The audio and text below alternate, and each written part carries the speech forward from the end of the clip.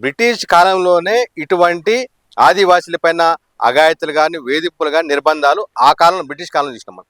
దాని తర్వాత మళ్ళీ ఇప్పుడు స్వాతంత్రం వచ్చినా సరే ఈ ప్రజాస్వామ్య దేశంలో ఈ యొక్క అటవీ శాఖ అధికారులు తీవ్రంగా ఆదివాసిని వేయించడం వల్ల చాలా యొక్క ఆదిమ తెగలన్నీ కూడా అంతరించిపోయే దశ చేరుకున్నాయి. ఇప్పుడు కూడా స్వాతంత్రం వచ్చేసి ఇప్పుడు 78 సంవత్సరాలు గడిచిపోయిన తర్వాత కూడా ఇప్పటికి కూడా ఈ ఆదివాసి తెగలలో ఇప్పటికి పౌష్టికాహార లోపంతో మహిళలు చనిపోతున్నారు. ఆ యొక్క పురుడు పోసినటువంటి మరి ఆ మహిళలు ఎవరైతే ఆడబిడ్డలు ఉన్నారో వాళ్ళ పిల్లలకి జన్మనివ్వక వాళ్ళు ప్రసవానంతరం వాళ్ళు చనిపోతున్నారు. మళ్ళీ ఈ యొక్క ప్రసవానికి గవర్నమెంట్ హాస్పిటల్ తీసుకురావాలంటే ఇప్పుడు ఇక్కడ చూసుకుంటే మనకి ఎక్కడో అమరాబాద్ నుంచి లోపల మధ్యమడి ఎక్కడో దూర ప్రాంతాలు ఉంటాయి. అటుపోతే అప్పాపూరు, మరి లోపల చాలా దూరం బౌరాపూరు, మరి అక్కడ లోపల నుంచి రావాలంటే వాళ్ళు అక్కడి నుంచి ఇక్కడ వచ్చేసరికి మరి చాలా కష్టమవుతుంది. అటుపక్క భద్రాచలం చూసుకున్న అదే పరిస్థితి, ఆదిలాబాద్ చూసుకున్న అదే పరిస్థితి. ఈ రాష్ట్రంలో ఎక్కడ పోయినా సరే జై ఆదివాసి. ఈరోజు ఈ దేశంలోని అన్ని ఆదివాసీలు ఎదుర్కొన్న సమస్య ఇక్కడ. ఒక పక్కన భారత రాజ్యాంగం కల్పించినటువంటి హక్కులు, ప్రాథమిక హక్కులు కూడా అందక అనేక ఆదిమ తెగలు అంతరించే దశకు చేరుకుంటున్నాయి. ఇవి కేంద్ర రాష్ట్ర ప్రభుత్వాలు కూడా అనేక మార్లు కూడా ఉపన్యాసాలలో ఈ యొక్క ఆదిమ తెగలు అంతరించిపోకుండా వాళ్ళని కాపాడాల్సిన బాధ్యత మరి ప్రభుత్వాలపై ఉందని వాళ్ళు చెప్తున్నారు. అట్లనే ఈ యొక్క ఉన్నత ఉద్యోగులు అంటే దేశంలోని అత్యున్నత స్థాయి అధికారులు ఐఏఎస్, ఐపీఎస్, ఐఏఎఫ్ఎస్ చదివినటువంటి వాళ్ళకు కూడా ఇదే వాళ్ళ ట్రైనింగ్లో కూడా ఈ యొక్క దేశంలో ఉన్నటువంటి దేశ మూలవాసులు ఆదిమ తెగ చెందినటువంటి వారిని ఆదుకోవాల్సిన బాధ్యత మీ పైన ఉంది. దానికోసం మీరు పాటుపడాలని చెప్పేసి వారు ప్రప్రథమంగా సర్వీసులో వచ్చిన తర్వాత వారికి మొదలుగా ఏర్పాటు చేసి ఎక్కడైతే వాళ్ళకి ఇస్తున్నంటే ఈ యొక్క ఆదివాసీ ప్రాంతాల్లోనే వాళ్ళకి ఈ యొక్క బాధ్యతలు అప్పచెప్పడం జరుగుతుంది.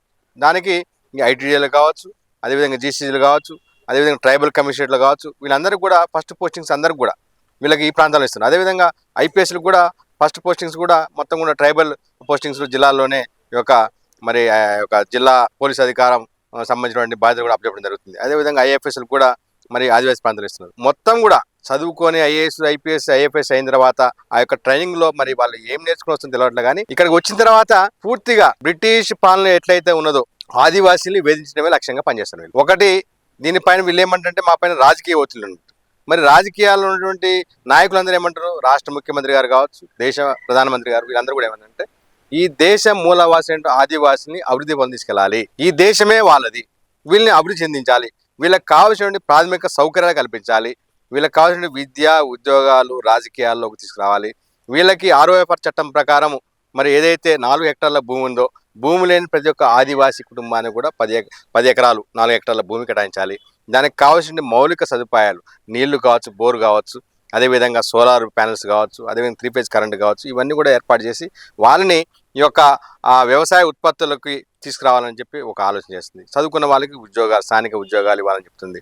ఇట్లా ఎన్ని చెప్పినా సరే ఇప్పుడు కూడా స్వాతంత్రం వచ్చేసి ఇప్పుడు 78 సంవత్సరాలు గడిచిపోయిన తర్వాత కూడా ఇప్పటికి కూడా ఈ ఆదివాసీ తెగలలో ఇప్పటికి పౌష్టికాహార లోపంతో మహిళలు చనిపోతున్నారు. ఆ యొక్క పురుడు పోసినటువంటి మరి ఆ మహిళలు ఎవరైతే ఆడబిడ్డలు ఉన్నారో వాళ్ళ పిల్లలకి జన్మనివ్వక వాళ్ళు ప్రసవానంతరం వాళ్ళు చనిపోతున్నారు. మళ్ళీ ఈ యొక్క ప్రసవానికి గవర్నమెంట్ హాస్పిటల్ తీసుకురావాలంటే ఇప్పుడు ఇక్కడ చూసుకుంటే మనకి ఎక్కడో అమరాబాద్ నుంచి లోపల మధ్యమడి ఎక్కడో దూర ప్రాంతాలు ఉంటాయి. అటుపోతే అప్పాపూరు, మరి లోపల చాలా దూరం బౌరాపూరు, మరి అక్కడ లోపల నుంచి రావాలంటే వాళ్ళు అక్కడి నుంచి ఇక్కడ వచ్చేసరికి మరి చాలా కష్టమవుతుంది. అటుపక్క భద్రాచలం చూసుకున్న అదే పరిస్థితి, ఆదిలాబాద్ చూసుకున్న అదే పరిస్థితి. ఈ రాష్ట్రంలో ఎక్కడ పోయినా సరే కనీసం మౌలిక సదుపాయాలు లేని పరిస్థితి. రోడ్లు లేవు, కరెంటు లేవు, మరి అంబులెన్స్ పోవడానికి దారులు లేవు. వీటన్నిటికీ చెప్పేది ఏంటంటే ఆ అధికారులు ఏం చెప్తున్నారంటే కరెంటు వాళ్ళని అడిగితే ఏమంటారంటే మేము కరెంట్ వేయడానికి సిద్ధంగా ఉన్నాం, నిధులు వస్తున్నాయి, కేంద్ర ప్రభుత్వం నిధులు వస్తున్నాయి, రాష్ట్ర ప్రభుత్వం నిధులు వస్తున్నాయి, కానీ ఫారెస్ట్ వాళ్ళు అడ్డుకుంటున్నారు, కరెంటు వేయట్లేదు.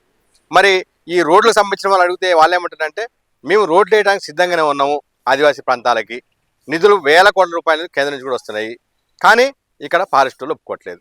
అట్లనే స్కూళ్ళు పెడదాం పిల్లలకి, కనీసం ప్రాథమిక విద్య ఒక 5వ తరగతి వరకు స్కూళ్ళు కడదామంటే కూడా ఒప్పుకోవట్లేదు. మేము కట్టడానికి సిద్ధంగా ఉన్నాం, స్వచ్ఛంద సంస్థలు కూడా మేము స్కూళ్ళు ఏర్పాటు చేస్తాం, కానీ ఫారెస్ట్ వాళ్ళు ఒప్పుకోవట్లేదు. అట్లా ఏది చేసినా ఆఖరికి కొన్ని గ్రామాల్లో మొన్న నేను పర్యటన వచ్చినప్పుడు బిర్సా ముండా జయంతికి ముందు 4 రోజుల పాటు ఈ యొక్క నల్లమల ప్రాంతం తిరిగినప్పుడు అనేక గ్రామాల్లో కూడా మంచినీటి, కనీసం మంచినీటి కూడా లేనటువంటి పరిస్థితి. వాళ్ళు ఇప్పుడు కూడా పోయి ఎక్కడో వాగులు వంకలలో నీళ్ళు తెచ్చుకొని వేడి చేసుకొని తాగేటువంటి పరిస్థితి. వాళ్ళు కూడా ఏమంటారంటే ఫారెస్ట్ వాళ్ళు పైప్ లైన్ వేయట్లేదు, వేసిన పైప్ లైన్ పగలగొడుతున్నట్ట. ఎంత దారుణం ఇది! అంటే బ్రిటిష్ కాలంలోనే ఇటువంటి ఆదివాసీలపైన అఘాయిత్యాలు కానీ, వేధింపులు కానీ, నిర్బంధాలు ఆ కాలంలో బ్రిటిష్ కాలంలో చూసినాం మనం. దాని తర్వాత మళ్ళీ ఇప్పుడు స్వాతంత్రం వచ్చినా సరే ఈ ప్రజాస్వామ్య దేశంలో ఈ యొక్క అటవీ శాఖ అధికారులు తీవ్రంగా ఆదివాసిని వేయించడం వల్ల చాలా యొక్క ఆదిమ తెగలన్నీ కూడా అంతరించిపోయే దశ చేరుకున్నాయి. కాబట్టి కేంద్ర రాష్ట్ర ప్రభుత్వం ఒక ఆలోచన చేయాలి. ఇప్పుడు ఇంకేమంటున్నారు, జీసీసీ గిరిజన సహకార మార్కెటింగ్ సంఘం ఒకటి పెట్టారు ఇక్కడ. ఇది ప్రజాస్వామ్యయుతంగా చట్టసభల ద్వారానే ఏర్పడినటువంటి సంస్థ ఇది. దీని ముఖ్య ఉద్దేశం ఏంటిది? ఆదివాసీలందరూ కూడా అడవిపై ఆధారపడి జీవిస్తారు కాబట్టి ఆ అడవిలో ఉండే సంపద మొత్తం ఆదివాసీలు అనుభవించేది.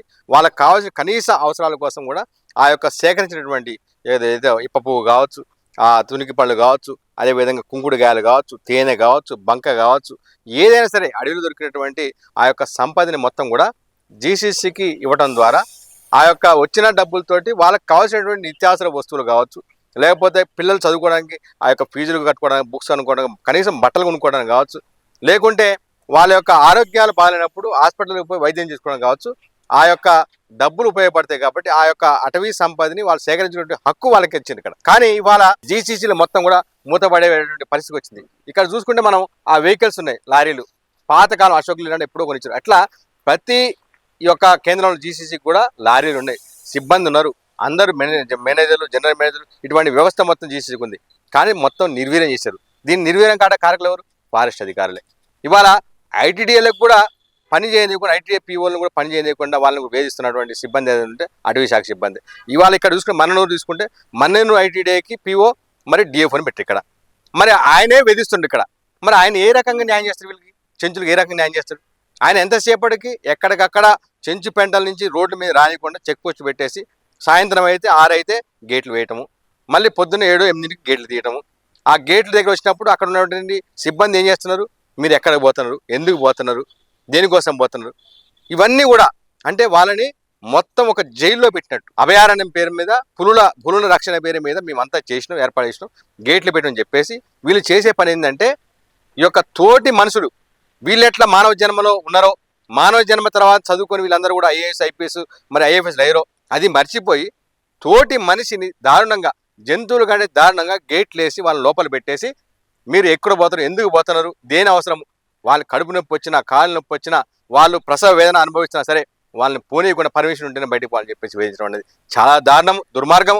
ఈ యొక్క సమస్యని ఈ రాష్ట్రమే కాదు, ఈ దేశంలో ఉన్నటువంటి మేధావులు, పాత్రికేయులు అందరూ కూడా గొంతెత్తి ఈ కేంద్ర రాష్ట్ర ప్రభుత్వ దృష్టి తీసుకోవాలి. ముఖ్యంగా ఈ యొక్క నల్లమల బిడ్డ అయినటువంటి మరి గౌరవ ముఖ్యమంత్రి వర్యులు మరి రేవంత్ రెడ్డి గారి దృష్టి తీసుకెళ్ళాలి. అదేవిధంగా దేశ ప్రధానమంత్రి అయినటువంటి నరేంద్ర మోడీ గారి దృష్టికి తీసుకెళ్ళాలి. అదేవిధంగా దేశంలోని అత్యున్నత రాష్ట్రపతి ఆదివాసీ ఆడబిడ్డ ద్రౌపది ముర్ము గారి దృష్టి తీసుకెళ్ళాలి. ఇక్కడ ఉన్న తెలంగాణ గవర్నర్ మరి జిష్ణుదేవ్ వర్మ గారు, ఆయన కూడా గిరిజన బిడ్డే. మరి ఇంతమంది అందరూ ఆదివాసిని ఆదుకోవాలంటారు, కానీ ఒకే ఒక డిపార్ట్మెంట్ ఫారెస్ట్ వాళ్ళు మాత్రం ఆదివాసిని నిర్బంధించి ఆదివాసిని వేధిస్తూ ఇక్కడ తెలంగాణ కావచ్చు, ఆంధ్రప్రదేశ్ కావచ్చు, ఛత్తీస్గఢ్ కావచ్చు, మహారాష్ట్ర కావచ్చు, మధ్యప్రదేశ్ కావచ్చు, జార్ఖండ్ కావచ్చు, ఆఖరికి ఈశాన్య రాష్ట్రాల్లో కూడా మొత్తం ఆదివాసీలు నాశనం చేయడానికి కంకణం కట్టుకున్నారు. వీళ్ళు మొత్తం కూడా జీతాలందరూ కూడా మరి బ్రిటిష్ ఇంకా అందుతున్నాయి వీళ్ళకి. బ్రిటిష్ ఏమన్నా రాజు రాణులు ఏమన్నా వీళ్ళకి జీతాలు ఇస్తున్నారు వీళ్ళకి? ఇక్కడ ఉన్నటువంటి దేశ ప్రభుత్వం ఇస్తుందా, రాష్ట్రాలు ఇస్తున్నాయి, ఎవరు ఇస్తున్నారు వీళ్ళకి? కాబట్టి ఖచ్చితంగా రాష్ట్ర ప్రభుత్వాలు, కేంద్ర ప్రభుత్వాలు ఖచ్చితంగా మరి ఈ యొక్క ఫారెస్ట్ దుశ్చర్యలపైన, దుర్మార్గాలపైన కఠిన చర్యలు తీసుకోవాలి. అట్లనే ఐటీఐకి రెగ్యులర్ పీఓ ఐఏఎస్ని కేటాయించాలి. ఎంతోమంది యువ ఐఏఎస్ అధికారులు మరి ఆదివాసీ కోసం పనిచేయడం సిద్ధంగా ఉన్నారు. కాబట్టి అటువంటి కోణం ఉన్నటువంటి, అటువంటి నేపథ్యం ఉన్నటువంటి, ఆదివాసీని ఆదుకున్నటువంటి గుణం ఉన్నటువంటి ఐఏఎస్ అధికారులు సాధ్యమైన తొందరగా మన్ననూరు ఐటీఐ పీఓకి కేటాయించాలి. మిగిలినటువంటి ఐటీలు ఎక్కడెక్కడ ఉన్నాయో వాటన్నిటి పరిపుష్టం చేయాలి, వాటికి నిధులు కేటాయించాలి కేంద్ర ప్రభుత్వం, రాష్ట్ర ప్రభుత్వం. అదేవిధంగా జీసీసీలని బలోపేతం చేయాలి. జీసీసీలు ఏదైతే ఆదివాసీలు సేకరించిన వస్తువులు మొత్తం కూడా మరి మధ్య దళారు లేకుండా జీసీసీకి అందజేయాలి. అదేవిధంగా జీసీసీ ద్వారానే ఈ యొక్క ఆదివాసీ విద్యార్థులు, నిరుద్యోగ యువత ఎవరైతే షాపులు, దుకాణాలు పెట్టుకుంటారో వారికి ఈ వస్తువులతో పాటు మిగిలినటువంటి బయట దొరికేటటువంటి వేరే మార్కెట్లో దొరికేటువంటి వస్తువులను కూడా వాళ్ళు ఇచ్చినట్టయితే ఎక్కడికక్కడ గ్రామాల్లో మరి స్వయం ఉపాధి కూడా లభిస్తుంది. కాబట్టి ఈ దిశగా ఆలోచించాలని కోరుకుంటూ మరి ఈరోజు శ్రీశైలం మరి వెళ్తూ శ్రీశైలం నుంచి ఉదయం నుంచి రేపు ఎల్లుండి అవతల 3 రోజుల పాటు అక్కడ ఉన్నటువంటి నంద్యాల ప్రాంతంలో ఉన్నటువంటి చెంచుపెంటలు, అదేవిధంగా నంద్యాల జిల్లాతో తర్వాత ప్రకాశం జిల్లా నుండి చెంచుపెంటలు, తర్వాత మాచర్ల జిల్లా నుండి చెంచుపెంటలు కూడా పర్యటన జరుగుతుంది. దీని తర్వాత మరి డిసెంబర్ 9 నుంచి అక్కడ కొండరెడ్డి పోలవరం కారణంగా అనేక మంది, వేలాది మంది కొండరెడ్లు కూడా నిరాశలు అయిపోయారు. వాళ్ళు వరద వచ్చినప్పుడల్లా కొండ పైకి పోతున్నారు, మళ్ళీ వరదగినప్పుడు కిందకి రావడం జరుగుతుంది. వాళ్ళ పరిస్థితి అగమ్య గోచరం. ఇటు చెంచులు, అటు కొండరేట్లు. అదేవిధంగా ఆదిలాబాద్ ఒకటి కోలాములు తోటిల పరిస్థితి అదే విధంగా ఉంది. ఇక తర్వాత చూసుకున్నటువంటి కోయల గోండ్ల పరిస్థితి మరి ఈ లంబాడీల వల్ల వాళ్ళు కూడా అన్యాయం గురవుతున్నారు.